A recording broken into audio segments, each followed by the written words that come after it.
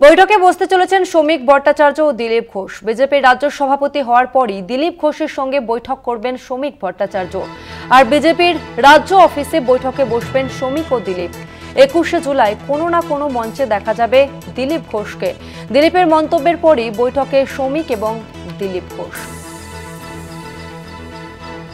21শে জুলাইয়ের মঞ্চের আগে কোনো না কোনো মঞ্চে দেখা যাবে দিলীপ ঘোষকে, এমনটাই মন্তব্য করেছিলেন খোদ দিলীপ ঘোষ। আর এরপরই বৈঠকে বসতে চলেছে বিজেপির নবনির্বাচিত রাজ্য সভাপতি শ্রমিক ভট্টাচার্য এবং দিলীপ ঘোষ।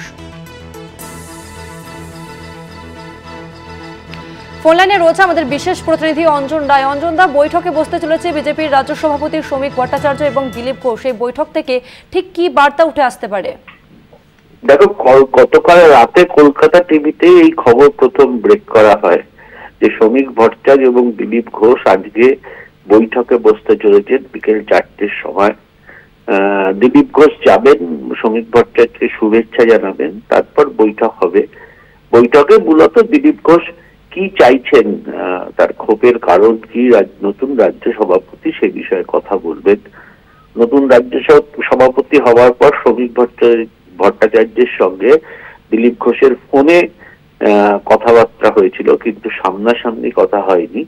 আজকে সামনাসামনি দুজনের কথা হবে এবং নিঃসন্দেহে সেই কথায় ভিত্তিতে পরবর্তী ক্ষেত্রে দিলীপ ঘোষ কিভাবে কাজ করবেন দলের, তারই একটা নির্দেশ হয়তো শ্রমিক ভট্টাচার্য দিলীপ ঘোষকে দেবেন।